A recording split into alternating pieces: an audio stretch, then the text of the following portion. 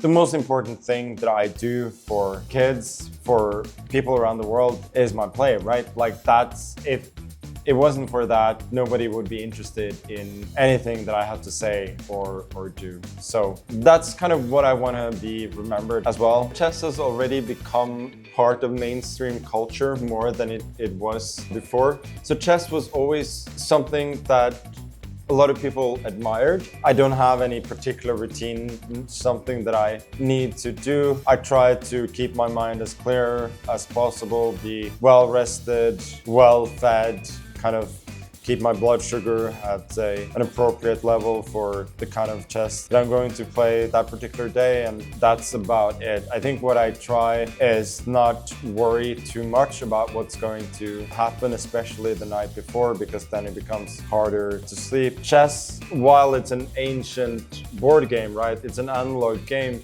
It also works so perfectly online. And I thought that this was an opportunity to bring chess to a bigger stage, to a new audience in a way that hadn't really been done before. AI certainly has contributed a lot to chess already. There was a little bit of a revolution with neural networks in late 2018 and early 2019. That has kind of passed in the sense that now these neural network, these self-learning models are kind of a core part of how chess players use engines to prepare. Chess fans have been quiet for a lot of years, and we know that they want to cheer. They want to do what they would do at a football game and cheer for the team that they support.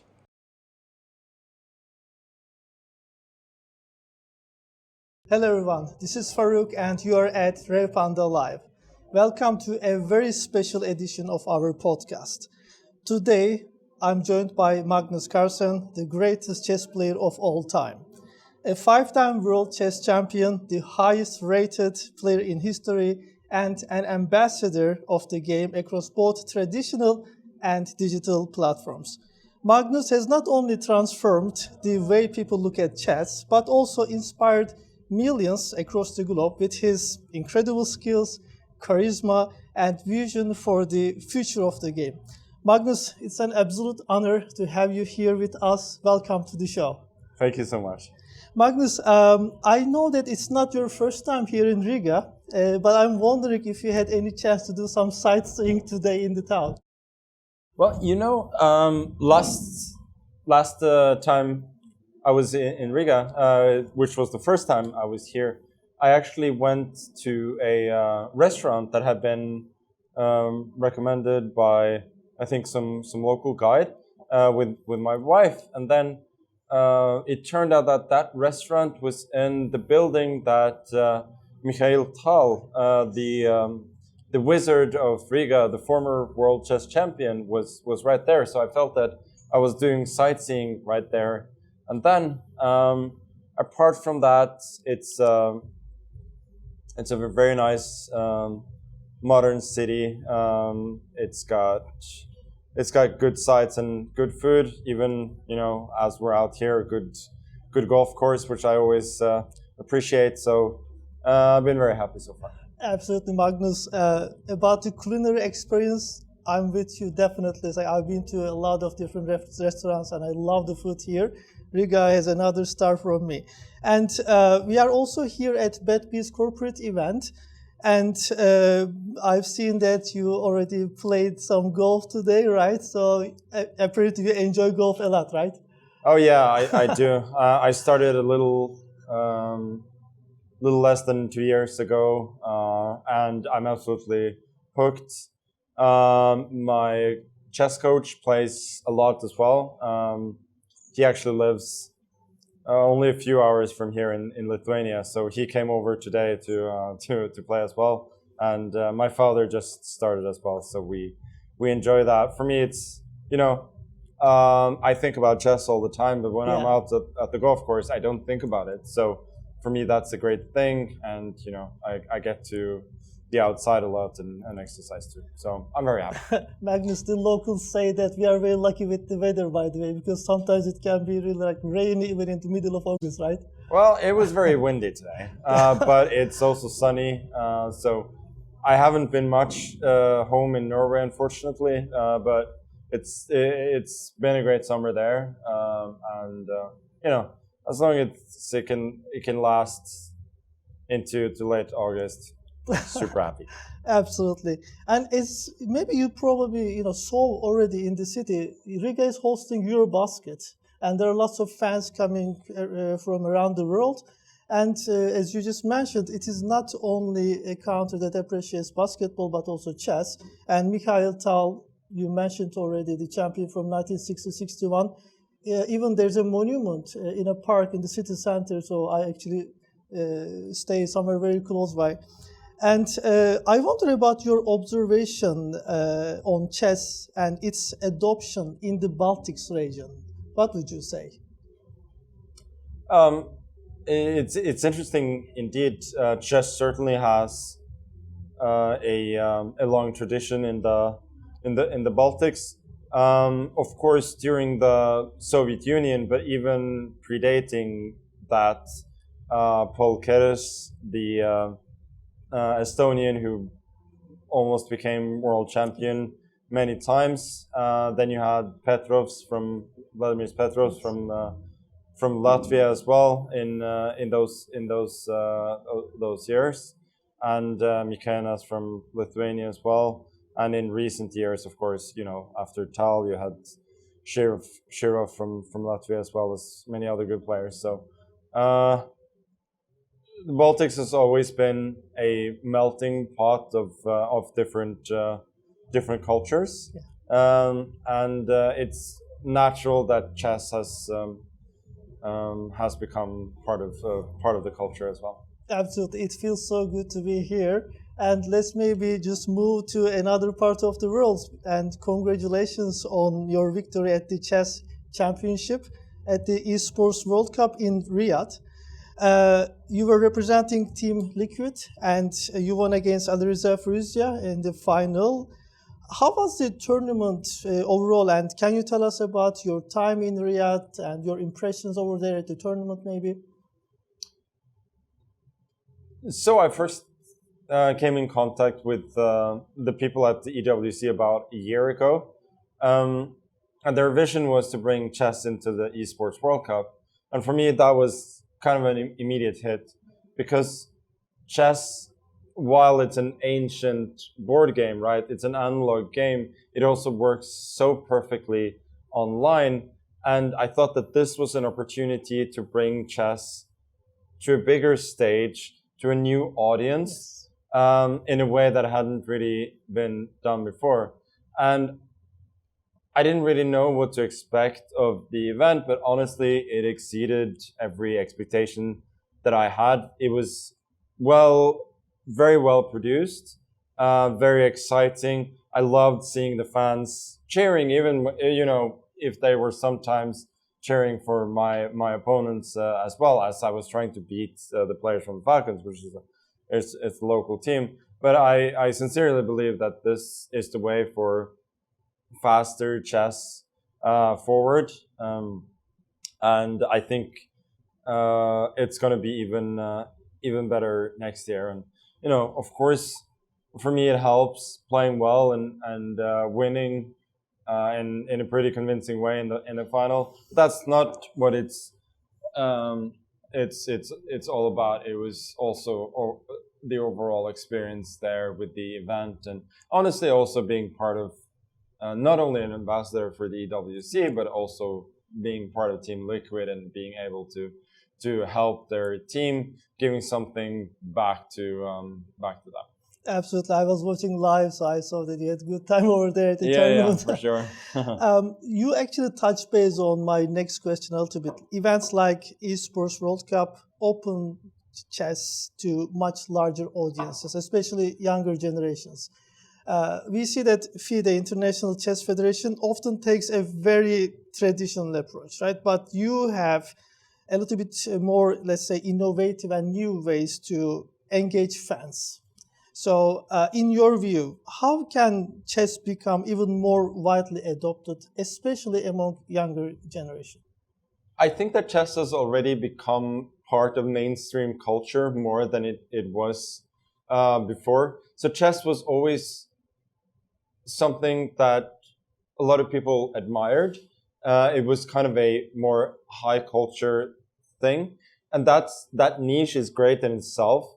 But if you want to reach more people, then you probably need something more.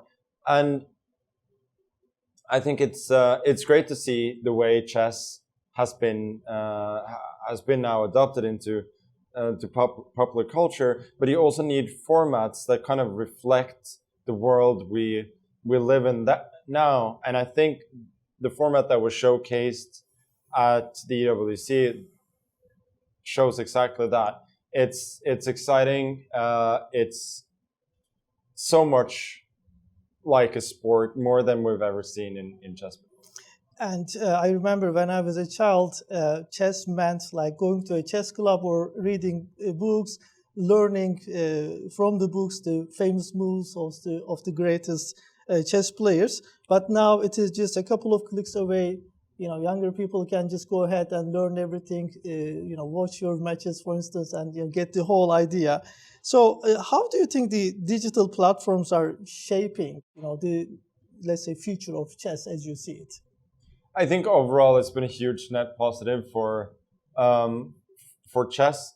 So for the professional players themselves, it's become a little bit more difficult, but that's exactly kind of what has made it more accessible as well, is that information is much easier to access kind of for everybody. It evens the playing field a little bit at the top, but it also means that people can acquire that information, get better easily. They have the right tools for both practicing and playing, essentially wherever you are in the world. It used to be that there were certain countries that had the best players because they had the best infrastructure, they had the best coaches, and they had the best tournaments. Now you can come from anywhere in the world and make a name for yourself in chess, and I think that's fantastic. We see now that the vast majority of chess games played around the world is on the internet, and it's not even on a computer. It's people sitting on a bus, sitting on a subway, sitting in class when they shouldn't be using their phone, sitting on the toilet playing a game. It's just everywhere. Absolutely. Let's say that a kid from India can play chess right now with someone in the United States. So that's just amazing. As we are speaking about digital platforms, innovation, I saw actually you provided commentary for the AI chess tournament between OpenAI's O3 and xAI's Grok 4. How do you see AI contributing to chess, both in terms of player training and in attracting new fans to the sport? I think that AI certainly has contributed a lot to chess already. There was a little bit of a revolution with neural networks in late 2018 and early 2019 that has kind of passed in the sense that now these neural network, these self-learning models are kind of a core part of how chess players use engines to prepare. And we're also seeing now the very start of more kind of AI-based learning as well, which I think is very exciting, that you can potentially use these tools to kind of get tailor-made experiences and for anywhere for anyone in the world, and that's just going to sort of lower the bar even more for participation and excellence in chess. Absolutely, and a lot of people watching us and listening us, they wonder one thing, like from AI, let's move to a bit personal side. You join many tournaments and you have countless titles. How do you mentally prepare for all those high-level games? Do you have some kind of a special routine before those tournaments? I think my routine is, I don't have any particular routine, something that I need to do. I try to keep my mind as clear as possible, be well rested, well fed, kind of keep my blood sugar at an appropriate level for the kind of chess that I'm going to play today, that particular day, and that's about it. I think what I try is not worry too much about what's going to happen, especially the night before, because then it becomes harder to sleep, and that's just about it. I don't have any secret sauce that I can share. Maybe playing some golf, like before tournaments to get Oh, the tips. yeah. On certain days, of course, that can help as well. Like generally, if not golf, then going for a walk to clear your mind is also something that I frequently do. Fantastic. Magnus, you have already achieved so much in chess, countless titles, as I mentioned, global recognition. What keeps you motivated at this stage of your career after reaching to the very top? Honestly, I just love playing. I don't love like every format, every tournament, and so on. But the tournaments that I do play, I enjoy a lot. I'm still very, very good. I enjoyed that part as well. And there's nothing in particular that I need to achieve, that I want to achieve, or anything other than just play, enjoy my favorite hobby that I also happen to be very good at. I was just about to ask about hobbies because you mentioned that you think about chess all the time. So beyond the chessboard, I actually looked up a little bit on that. You love fantasy football. You actually enjoy football itself. As far as I know, you're a Real Madrid fan. And even you had the chance to kickstart a match twice at Santiago Bernabeu. Do you have any other hobbies or passions outside of the chess board, and what actually keeps you energized? You know what? I think my main occupation for the next few years, apart from playing chess, is that my wife and I we're having a kid soon. So I think that will keep me very, very. Congratulations. Thank you. So I think that will keep me very, very happy and occupied for the next years. Maybe another motivation as we can add on top of what you just commented. And if I can share my observation, you also champion that you bring chess to younger audiences, to different parts of the world that actually doesn't really have the chance to learn and so on. So as an outsider, I also observe this on you, Magnus. Maybe that's also something that you can comment on.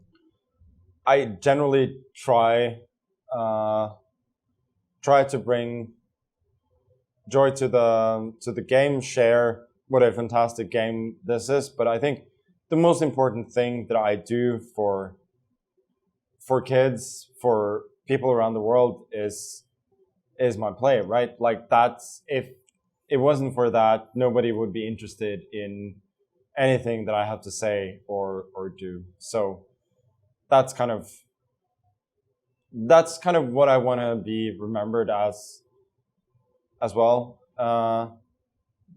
I just, I want people to see the way that I play, and take what they get from that. Absolutely. Magnus, there are also some other projects that I know beyond playing. For example, you have got an amazing partnership with BETBY, and also you are a co-founder at Take. Could you share more about these ventures that you are involved, how they connect to your goal of making chess more popular and accessible?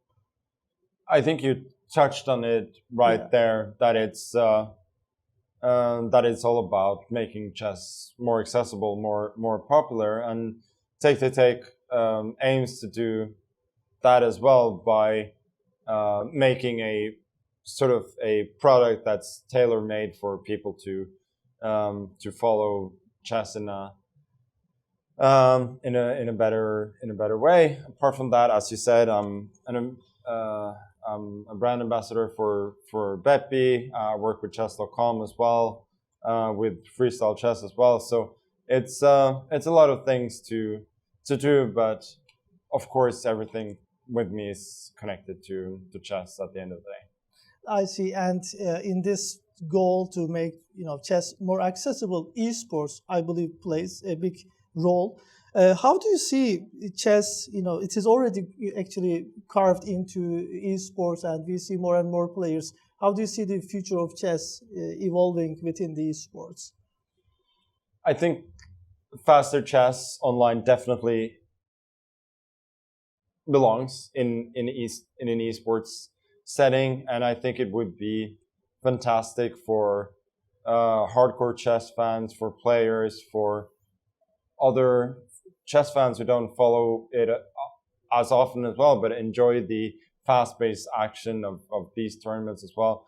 I think it will only be great if we have more of those events, because chess fans have been quiet for a lot of years, and we know that they want to cheer. They want to be they want to do what they would do at a football game and cheer for the team that they support. Magnus, actually, I would like to ask you, this is something I personally, feel really curious about, because I gathered some questions. I was asking around, I was asking even our social media before I came here.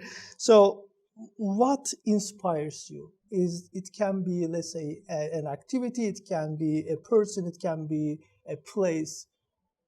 What would it be, the thing that really you get the inspiration from?